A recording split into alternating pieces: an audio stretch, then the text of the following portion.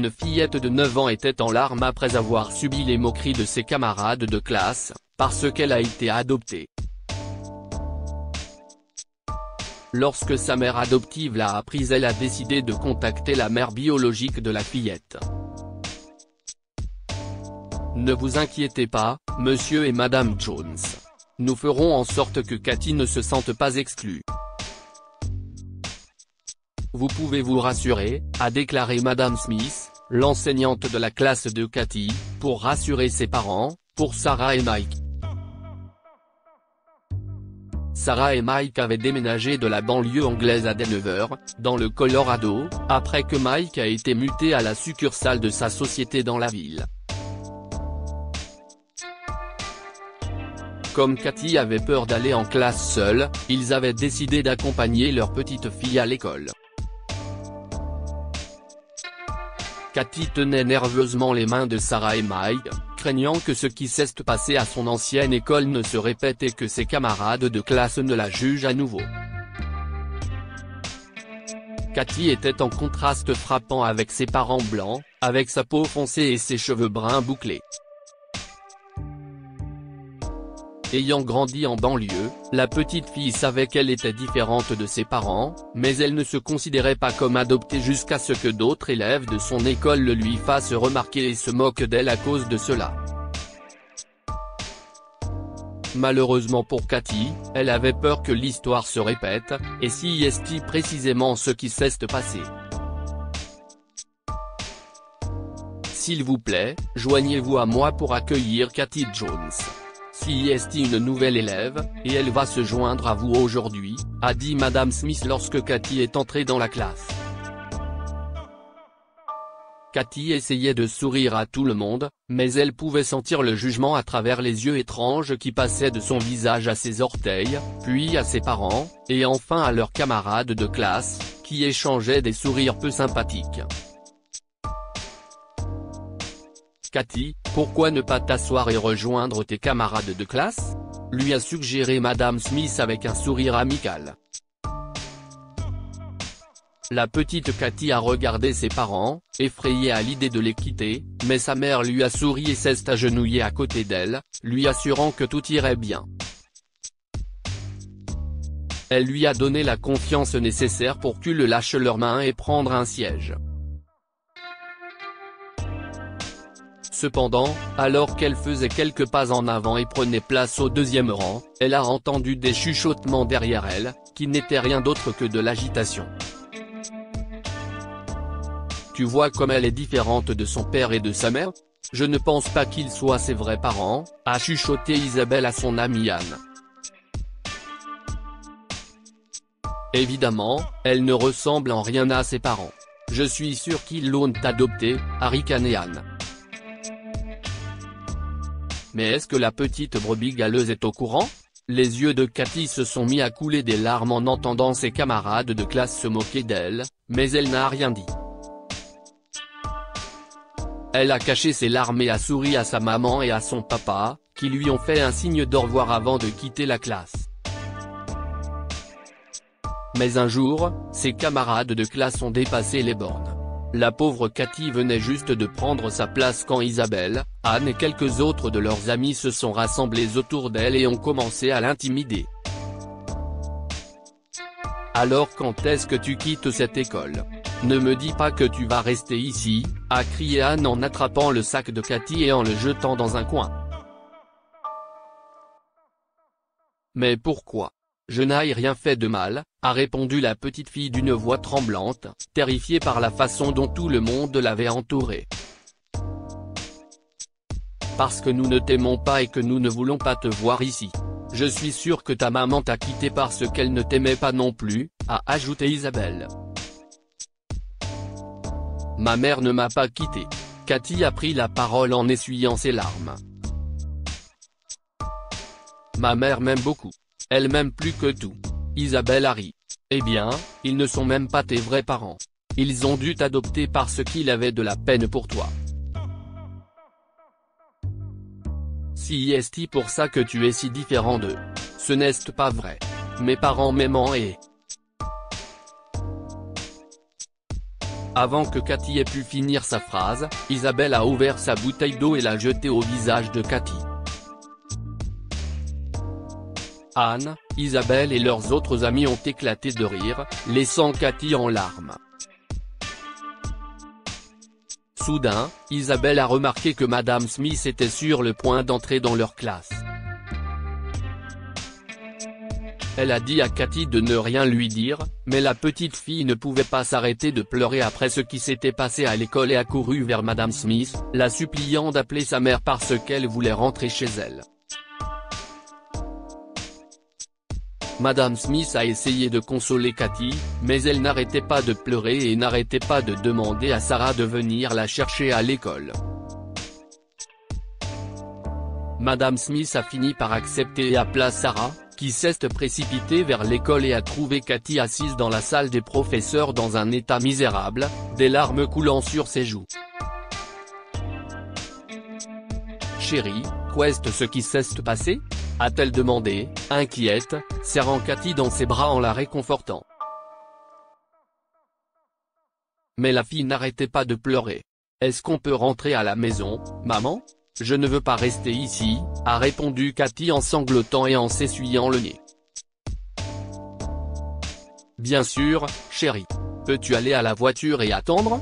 Je vais juste parler à Madame Smith, d'accord ?» Cathy a hoché la tête et a quitté la salle des professeurs. Après cela, Sarah a confronté Madame Smith à propos de ce qui s'était passé à l'école. Mais Cathy n'avait parlé à personne de l'intimidation, donc Madame Smith était tout aussi ignorante. Lorsque Sarah est rentrée chez elle avec Cathy, la fille s'est précipitée dans sa chambre, qui était toujours en pagaille en raison du déménagement, et s'est enfermée. Sarah a laissé Cathy seule pendant un moment. Elle le faisait souvent quand elle était bouleversée, et sortait un peu plus tard. Elle n'avait aucune idée que ce jour lui révélerait quelque chose d'inattendu. Sarah s'est dirigée vers la chambre de Cathy avec les cookies préférés de sa fille quelques heures plus tard, mais la porte de Cathy était toujours verrouillée. « Chérie, es-tu là ? Tu vas bien maintenant ?» a-t-elle demandé doucement, mais aucune réponse ne lui est parvenue. Sarah a frappé légèrement à la porte de Cathy et l'a appelée à nouveau. « Chérie, maman a acheté tes biscuits préférés. Tu ne me laisses pas entrer ?» Soudain, la porte s'est ouverte et Cathy est sortie, mais elle pleurait toujours. Les yeux de Sarah se sont agrandis lorsqu'elle est entrée dans la chambre de Cathy et a regardé autour d'elle. Toute la zone était en désordre, avec leur vieil album photo couché dans un coin, toutes les photos se déversaient et s'étalaient sur le sol. « Maman, est-ce vrai que tu n'es pas ma vraie mère ? Cette femme est-elle ma vraie mère ? Tout le monde dit que je suis différent de toi et de papa parce que tu m'as adopté. Est-ce vrai ? » a dit Cathy, sanglotant de manière incontrôlable et brandissant une photo d'une femme noire tenant un bébé. Sarah a serré Cathy dans ses bras et l'a réconfortée. « Chérie, si est-il vrai que je ne t'aille pas mis au monde, mais je t'aime comme ma propre fille. La femme que tu as vue sur la photo est ta mère biologique. »« Ma mère biologique ?» a demandé Cathy, confuse. « Oui, chérie, » a continué Sarah. « Papa et moi voulions te parler quand tu serais assez grand pour tout comprendre, mais maintenant que tu as vu qui est ta vraie mère, laisse-moi te raconter une petite histoire. Ta mère t'a donné naissance quand ? » Sarah a dit à Cathy que sa mère, Nancy, lui avait donné naissance alors qu'elle n'avait que 15 ans. Son père, comme ses parents adoptifs, était américain, mais Nancy était africaine. En conséquence, l'apparence de Cathy était différente de celle de ses parents adoptifs. Malheureusement, la mère et le petit ami de Nancy ne l'ont pas soutenue après la grossesse, alors elle a placé Cathy en adoption. Mike et Sarah avaient pris la photo trouvée par Cathy, et ils prévoyaient de tout lui révéler quand elle aurait 18 ans. Mais Cathy a découvert la photo dans un album avant cela, à l'intérieur d'une des boîtes en carton alors qu'elle cherchait ses jouets. Mais maman, pouvons-nous toujours la contacter ? A demandé Cathy à Sarah, curieuse. Oui, chérie, nous pourrions, a dit Sarah, espérant que la femme ne laisserait pas tomber Cathy. Cependant, je crois que ton père a tous les documents concernant ton adoption. Parlons-en avec lui après son retour du travail. D'accord, a répondu Cathy avec un sourire. Plus tard dans la soirée, lorsque Mike est rentré du travail, Sarah lui a tout dit sur la façon dont Cathy a découvert la photo et ce qu'avaient fait les enfants à l'école. Mike a sorti les papiers d'adoption et a appelé l'orphelinat pour se renseigner sur Nancy et a découvert qu'elle y travaillait comme concierge.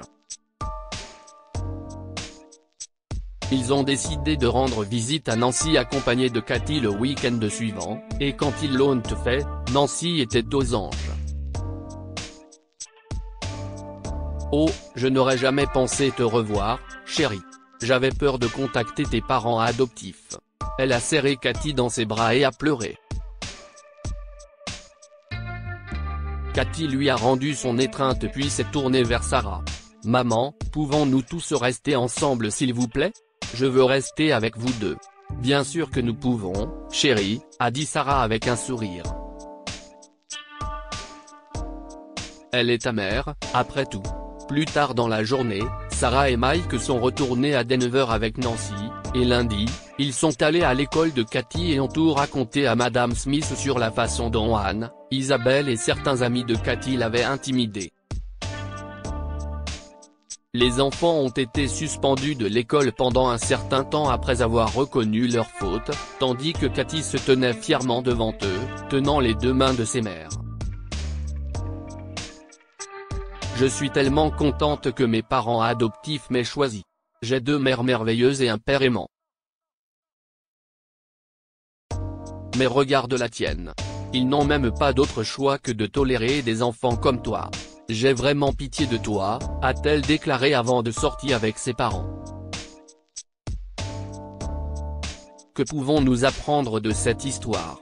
Les relations se forment par l'amour et les soins et pas nécessairement par le sang. Sarah et Mike ont accepté Cathy comme leur enfant et l'ont aimé inconditionnellement. L'intimidation est un crime et des mesures strictes doivent être prises pour y mettre un terme. Anna, Isabelle et ses amis qui se moquaient de Cathy ont été suspendus de l'école à cause de cela.